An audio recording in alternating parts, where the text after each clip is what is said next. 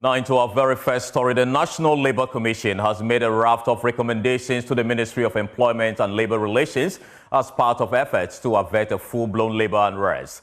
5 unions, including the Senior Staff Association of Public Universities, the Ghana Association of University Administrators and the Tertiary Education Workers Union, TEU, have already downed their toes protesting unresolved allowances issues. Adding to this wave of dissatisfaction is the Colleges of Education Teachers Association of Ghana, CTAG, which is set to resume their strike next week, just after ending the longest industrial action in their history, citing the government's failure to honor the agreement. This brings the number to 5 more unions that have served a notice to withdraw their services in the coming days.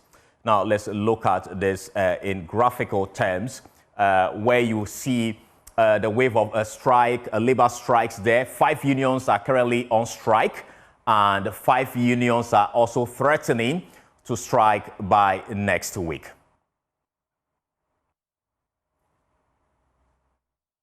There you have the names of the unions, the Labor Union Staff, Senior Staff Association, NCC staff.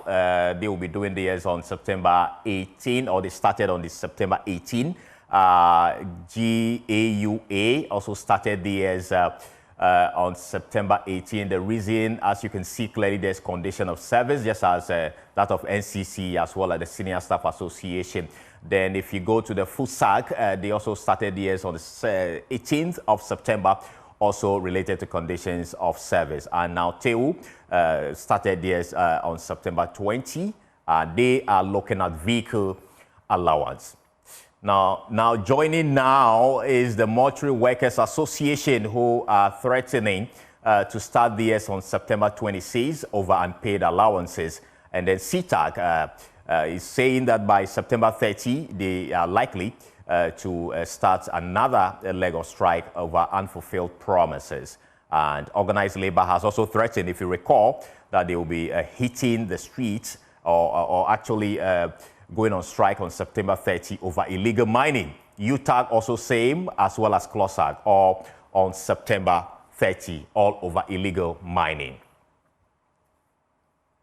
Now we can hear from Dr. Dominic Owusu, spokesperson for the Colleges of Education Teachers Association of Ghana, CTAG, explaining the reasons for their intended action. They said that, having called off the strike, they are going to expedite action and then work on the migration.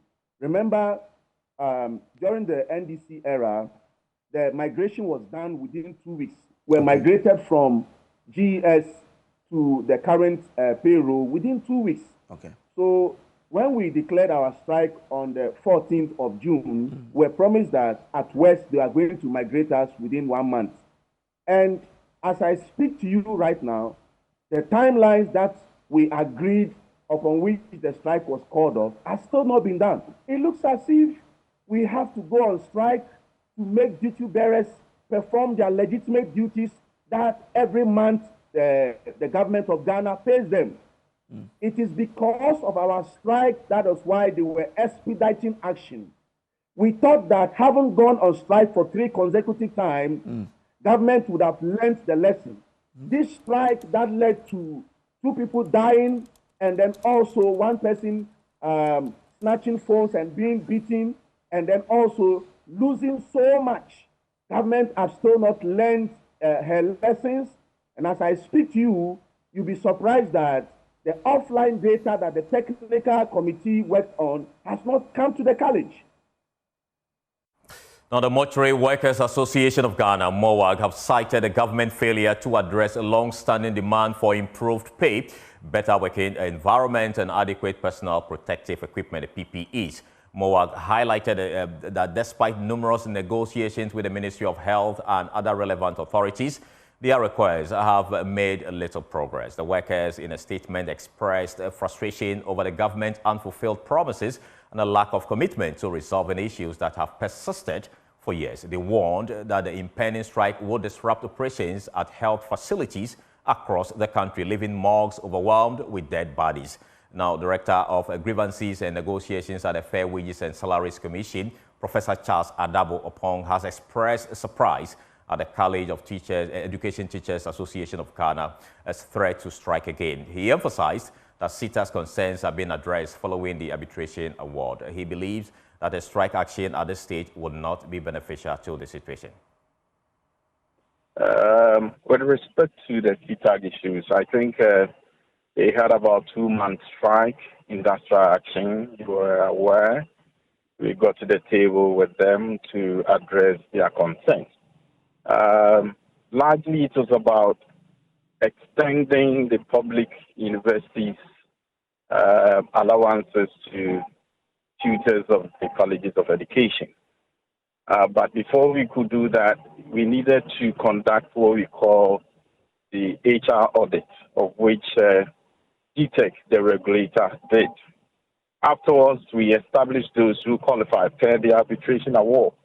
And so currently, the migration exercise is about coming to an end, which will then pave way for implementation. So those who qualify will then be giving the salaries due them in respect of the public university policy structure. Very much surprised because their principals, the Principals Association, which is PRINCOP, they are part of the been giving, some reports, updates on what we are doing. Currently, we are even compiling the report for the migration exercise, and we are also meeting them this week to give them a final briefing in terms of the migration exercise that we have conducted. And therefore, if they intend to proceed on any other tangent, that will not help the good cause of the education system, then obviously I'm surprised because they are aware that migration is ongoing. And migration, my brother, if you really understand the processes, you realize that it is not one offshore event that you can just take. You are migrating individual tutors one by one. So it takes time. And we have been able to use a month and some few days to complete the exercise. And so we are going to engage this week to give them the final briefing. And then everything, those maybe who have some issues, they will table, we address them. Then finally, we'll send it to Minister of Finance for onward submissions to controller. And then those deserving staff obviously will be paid. So we have done our part. And therefore, I do expect that since they have been involved, their principals have been involved, they have been giving updates, they know whatever that we have been doing. I'll be very much surprised if they really want to go on strike.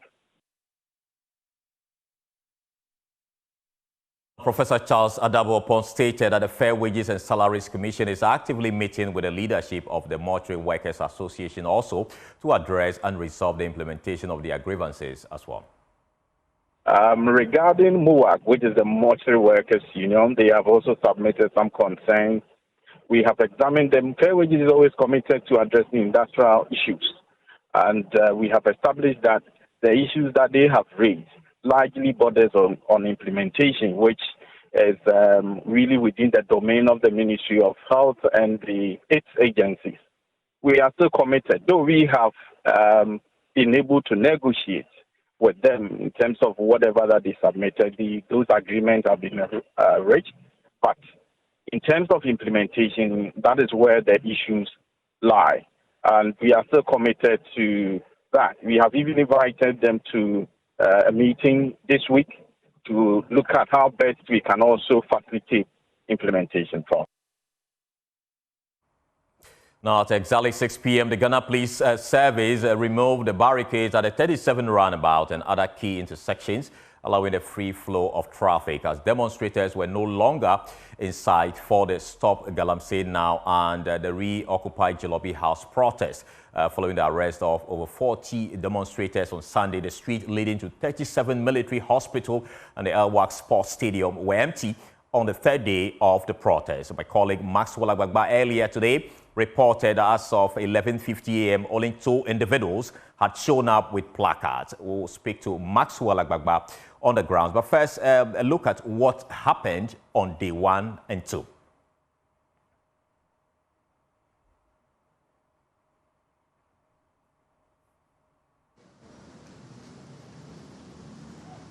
The police stated that they approached with a de-escalation mentality.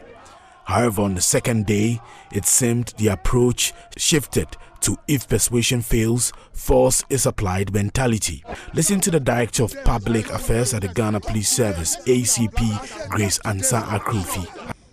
We served a caution to the organizers of this demonstration that today the police were going to do whatever it took to maintain the peace, ensure security, law and order.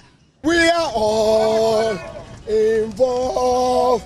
We are all. Attempts by the protesters to demonstrate on the streets were foiled by the police, resulting in a scuffle and the arrest of some of them. Now, Maxwell is still on the grounds and joins us live. It's past 7 p.m. Maxwell, you are still there, and today happens to be the third day of the protest. What's happening now?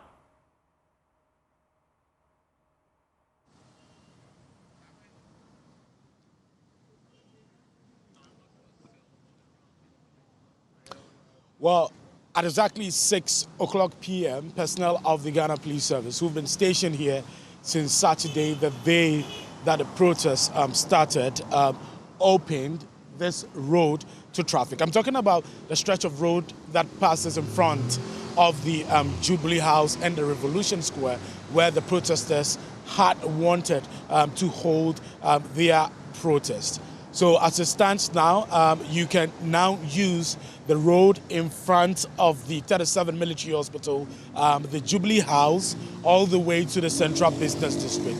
If you're heading from the Central Business District of Accra and heading to Medina and its environs also, you can use the road in front of the Revolution Square, which is directly opposite the Jubilee House. That is because at exactly 6 p.m., personnel of the Ghana Police Service removed the barricades that had been here since Saturday.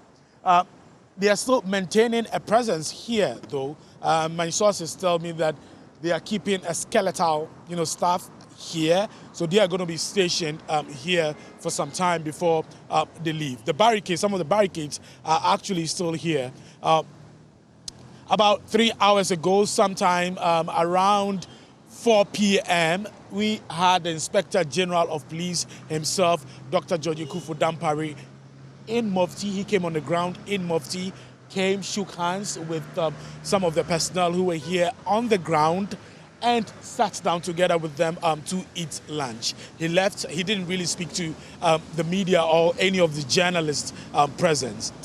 Earlier, the Ghana Police Service said that it was going to hold a press conference to brief journalists on what exactly has happened so far, the story so far. We were at the Police Emergency Command Center sometime around 3 p.m. when the press conference was supposed to take place, but it did not happen. So as it stands now, per the last updates that we have from the police, the 42 people, now 44, because 2 more people were arrested here earlier in the day. That was sometime around 12 p.m.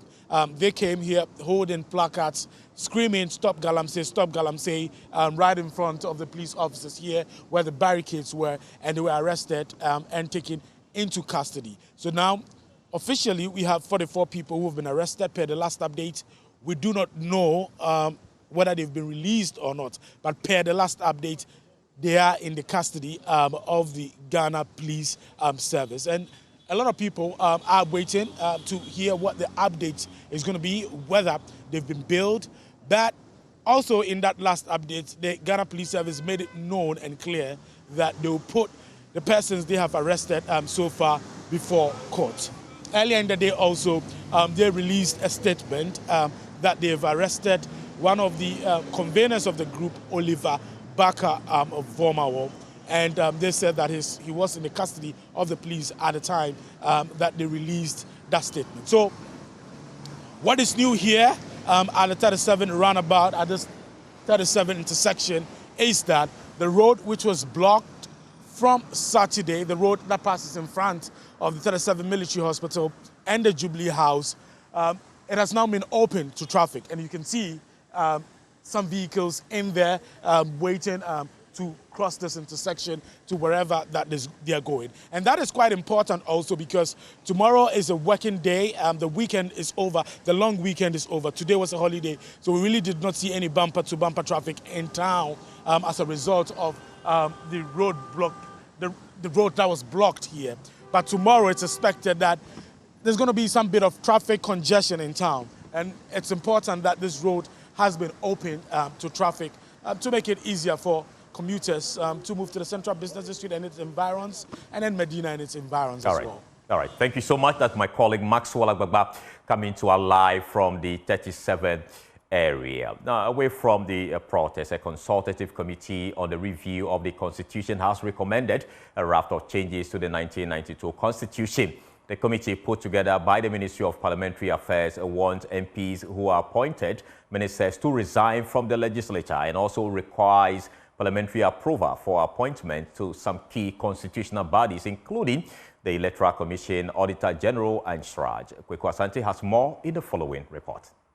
Ghana's 1992 Constitution has not been amended for some time. There are now calls for an urgent review to meet the needs of the time. A report by a commission set up by former President Mills to review the Constitution has been sitting on a shelf and has not been implemented. The Ministry of Parliamentary Affairs under Osei Mensah was sought to get this underway and put together a Constitutional Review Consultative Committee chaired by a lecturer at the University of Ghana Law School, Madame Clara Berry Kasati. The committee is now recommending, among others, that criminal trials must start within 6 months after a suspect is arrested, recommending an end to the cycle of setting up committees to review salaries of Article 71 office holders and instead institute a formula. According to the committee, MPs who are appointed ministers must resign from Parliament, while also asking for appointments to Shraj, EC, and the Auditor General be approved by Parliament. The CRC recommended that the time be reduced from 48 hours. They are required to be brought before a court within 48 hours.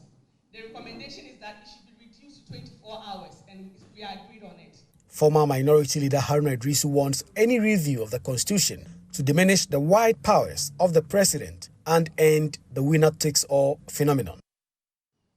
Winner take away all. We must do away with that in the future Constitution of Ghana. This winner take away all. It must be taken away so that Ghana can have a proportional kind of representative government like what pertains in South Africa. We also must water down the powers of the president. So, Clara, I'm agitating with your thought on it. But go further. Your group must do cross-jurisdictional study. Kenya have amended to decouple minister from MP. What they have observed is that those ministers who are not MPs don't care more about constituents than those who are MPs who want, because of blackmail, they will perform in order to keep the seat. Retired Supreme Court Judge Jones Duche also wants the jurisdiction of the Supreme Court reduced. We have to decide whether we want all our ministers to come from Parliament or to be outside Parliament. This hybrid for me will not work. We have been talking a lot about Supreme Court appointments, capping the Supreme Court. Having just exited the court, I know that my colleagues will do a yeoman's job because the Constitution has given them too many jurisdictions, too many.